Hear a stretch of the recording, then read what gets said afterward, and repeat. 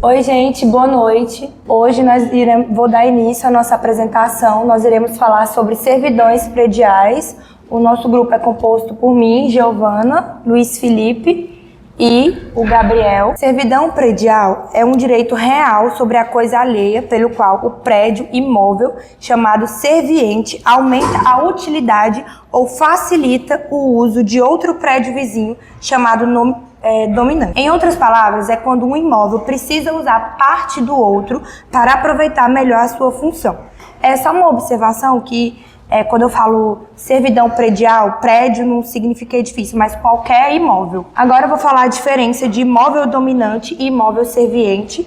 O imóvel dominante, ele é o imóvel que recebe a vantagem da servidão, ou seja, ele é aquele que você pode usar ou se beneficiar da parte do terreno vizinho. O imóvel serviente é o que cede parte de sua área ao vizinho, permitindo que ele utilize aquele espaço para alguma finalidade específica, como passagem, instalação de rede elétrica, água ou esgoto. Imagina que existem dois terrenos. Um fica nos fundos e o outro fica na frente. O dono do terreno dos fundos, para chegar até a rua, ele precisa passar pelo terreno da frente. O terreno dos fundos é o imóvel dominante e porque ele se beneficia da servidão, o direito de passar. E o terreno da frente é o imóvel serviente. Vou falar também os tipos de servidão predial. Esse que eu acabei de citar é a servidão de passagem. Depois tem a servidão de aqueduto, dá o direito de conduzir água por meio de cano ou vala através do imóvel. O outro é a servidão de energia ou eletricidade, que autoriza a instalação de postes, fios ou cabos elétricos sobre o outro imóvel. A servidão de apoio ou sustentação é quando uma construção ela se apoia parcialmente na estrutura ou na parede do outro imóvel. Tem também a servidão de pasto ou trânsito de animais, que permite o passar de animais para outro terreno para alcançar pasto ou água. Vou falar também algumas características da servidão predial, que é a voluntariedade, a propriedade distinta. Os imóveis, os prédios devem pertencer a proprietários diferentes. Os imóveis têm que ser vizinhos, óbvio. Utilidade, ele deve gerar alguma vantagem ou algum benefício ao imóvel dominante. Perpetuidade, não possui prazo, dura enquanto houver necessidade. E o direito, ele é sobre o prédio, não sobre o proprietário. O imóvel serviente, ele suporta a servidão e não o dono do imóvel. Também tem a classificação das servidões prediais, que são aparentes e não aparentes. As aparentes são visíveis, estrada, o cano. As não aparentes não são visíveis, que é a passagem de água, por dentro de um cano subterrâneo. Tem as contínuas e as descontínuas. As contínuas, o uso não depende de ação humana, e um dos exemplos é a passagem de água que eu falei. E as descontínuas não depende de ação humana, por exemplo, a passagem de animais, E as positivas e negativas. As positivas, ela permite que o dominante faça algo ou utilize o imóvel serviente. Já as negativas, elas limitam ações do proprietário do serviente, impedindo que ele obstrua ou prejudique o dominante. Por exemplo, a construção, que pode bloquear uma vista ou uma luz. Bom, eu vou falar um pouco sobre a constituição e as formas de criação da servidão predial. As formas de criação, elas determinam que a servidão predial pode ser constituída de diferentes maneiras, conforme estabelecido no artigo 1378 do Código Civil. A servidão, ela não se presume, ela resulta de uma lei ou da vontade das partes. Isso significa que a servidão não nasce automaticamente. É preciso que exista manifestação de vontade ou situação jurídica consolidada. As principais formas são por contrato, que é a forma mais comum de criação, que os proprietários do imóvel dominante e do imóvel serviente firmam um contrato ou escritura pública estabelecendo a finalidade da servidão, o local exato onde será exercida e as condições de uso, e se houver alguma indenização. Também tem por testamento, onde o proprietário pode instituir uma servidão em favor de outro imóvel por meio do testamento, e trata-se de uma manifestação de vontade unilateral pós-morte, produzindo efeitos após o falecimento do testador. Tem a por uso capião de servidão aparente, como expresso no artigo 1379, que admite a aquisição de servidão por uso capião desde que a servidão seja aparente, visível e contínua. O uso contínuo e incontestado por 10 anos, e o uso seja feito de forma pública, pacífica e com intenção de ser direito. E também por destinação do proprietário. A destinação do proprietário ocorre quando um mesmo dono possui 2 imóveis contíguos e cria entre eles a relação de uso. Se mais tarde esses imóveis forem separados, a servidão se mantém automaticamente desde que o uso anterior seja aparente e contínuo e nada tenha sido estipulado em contrato no ato da separação. Bom, falando um pouco sobre o registro no cartório de imóveis, o registro no cartório de registro de imóveis. Conforme o artigo 1227, os direitos reais sobre o imóvel, como a servidão, só se constitui com o registro no cartório. O registro serve para dar publicidade ao direito, garantir a segurança jurídica e vincular terceiros, que é quem compra o imóvel serviente e já o adquire com o ônus. Sem o registro, a servidão pode até existir entre as partes, mas ela não produz efeitos em terceiros. A servidão ela tem caráter ela pode ter caráter permanente e efeito jurídico. A servidão tem, em regra, caráter permanente e segue o imóvel, não o proprietário. Isso quer dizer que o direito ou o ônus se mantém mesmo que haja transferência de propriedade, por exemplo, venda, doação ou herança, e o imóvel dominante mantém o direito, e o imóvel serviente continua obrigado, como no caso que ela falou de um imóvel que serve de estrutura para outro. A servidão ela também é indivisível, de acordo com o artigo 1382 do Código Civil. Se o imóvel dominante for dividido, cada parte continua com o direito, e se o imóvel serviente for dividido, a servidão pode ser exercida sobre qualquer parte onde for possível o seu uso. E bom, falando um pouco sobre os efeitos jurídicos na prática, o titular da servidão, que é o proprietário do imóvel dominante, adquire um direito real, podendo defendê-lo judicialmente contra qualquer pessoa que impeça de exercer o uso. O dono do imóvel serviente ele fica limitado no direito de propriedade, devendo respeitar o uso previsto na servidão, mas mantendo o domínio pleno sobre o restante do imóvel. E eventuais indenizações podem ser devidas se houver prejuízo econômico pela instituição da servidão. Eu sou Luiz Felipe e eu vou falar sobre as regras, os limites e a extinção da servidão predial.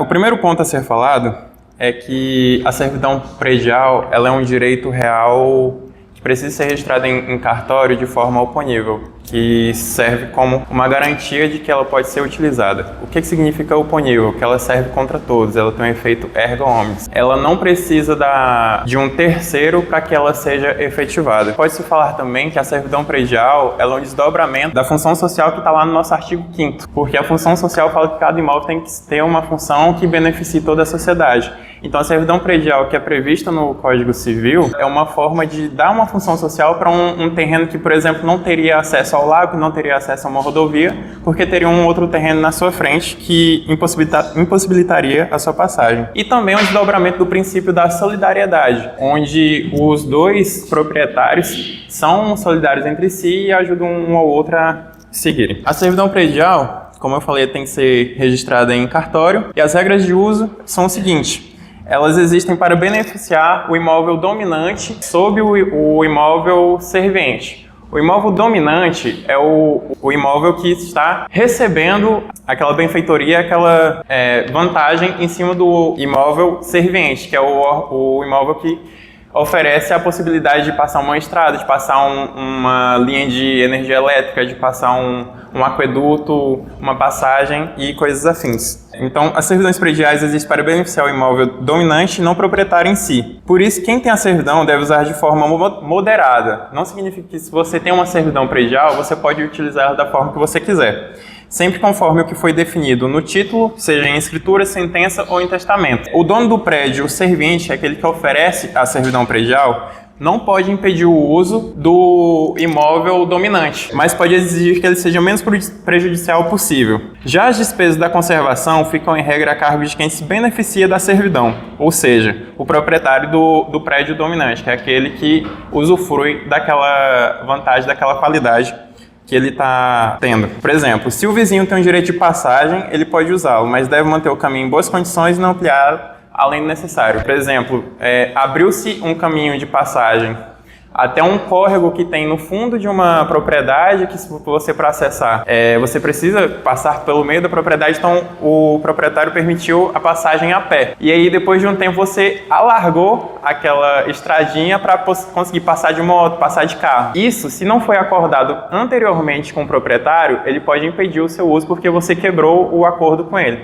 Tanto registrar em cartório ou entre os dois via sentença ou testamento. E aí nós temos os limites também, que as alterações elas têm que ser acordadas entre as partes, sempre depende do consentimento e do que foi combinado. Principalmente na zona rural, acontece muitos conflitos entre vizinhos justamente por ter um córrego que passa entre as duas propriedades, que uma propriedade tem uma maior facilidade de acesso àquele córrego, ou então a linha de energia só passa em uma propriedade. Para você conseguir ligar a sua casa, você precisa acessar outra propriedade, e alguns vizinhos entram em certos conflitos em algumas questões, justamente por não saberem, não terem conhecimento de que existe a servidão predial prevista lá no Código Civil. Então, por exemplo, eles podem surgir tanto por isso, como eu falei, o desconhecimento da lei, ou então pelo abuso do uso, por exemplo, passagem de veículos onde só era permitido a pé, obstrução e impedimento pelo serviente e outras formas que, tipo, dificultar ou impedir a instalação da linha elétrica para a sua terra. E as soluções são os acordos amigáveis ou a ação judicial, onde você pode pedir a manutenção, o interdito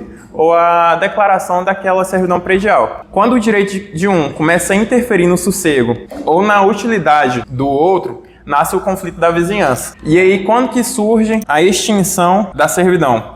O Código Civil, ele prevê várias formas de extinções, que está lá no seu artigo 1387 e seguintes, em que a servidão ela pode acabar da seguinte forma: renúncia do dono do prédio dominante, o imóvel que utiliza aquela passagem, aquela linha, aquele aqueduto, ele pode renunciar à servidão, então ela se torna extinta. O desuso por mais de 10 anos, por exemplo, teve um caminho que foi aberto, mas a pessoa não usa e tal, passou-se 10 anos e não é utilizado, não tem resquício de que está sendo utilizada, ela pode ser extinta também. E a confusão, que a confusão, como a gente aprendeu nos semestres anteriores, é quando o mesmo proprietário é dono de vários imóveis diferentes. Por exemplo, eu abri uma estrada de terra para a terra da Giovana, para acessar um córrego ou coisas afins, e aí passou-se o tempo, eu comprei a terra da Giovana, e então deu-se a confusão, e então a servidão ela é extinta. Tem também o termo do prazo ou a condição resolutiva. Por exemplo, só foi feito aquela servidão predial enquanto eu conseguisse instalar uma placa solar no meu terreno e que não precisasse mais utilizar a linha elétrica, enfim, ela pode se tornar extinta, ou então por acordo mútuo entre os proprietários. Em resumo, as servidões prediais elas limitam o direito da propriedade, mas garantem a convivência equilibrada entre os vizinhos.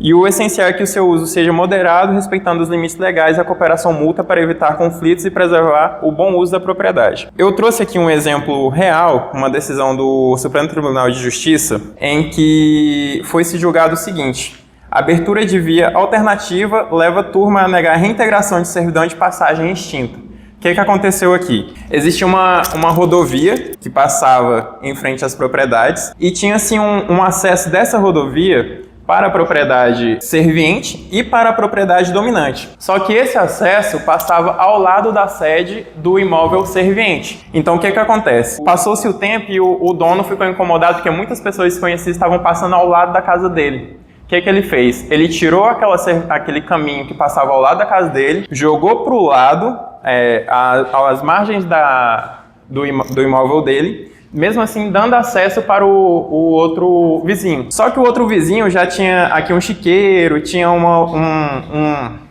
área de lazer, tinha outras coisas, e ele queria continuar utilizando aquela que passava ao lado da sede do proprietário. E aí o que o STJ julgou? Se uma servidão foi extinta, se o dono do serviente, ao adquirir o terreno, fechou a passagem antiga e abriu uma via alternativa, o STJ entendeu que a utilidade da servidão anterior havia sido eliminada por fato superveniente e negou o pedido de reintegração da servidão. Ponto de destaque jurídico: a servidão ainda que não seja titulada, pode ter proteção possessória, mas pode também ser extinta se fato superveniente eliminar a sua utilidade. Então tirou o acesso ao lado da sede, mas abrir um outro acesso para aquela propriedade, a servidão continua mantida e não precisa se retornar à utilização dela antes e voltar à utilização via jurídica, porque já tem uma outra alternativa útil. É isso, espero que vocês tenham entendido.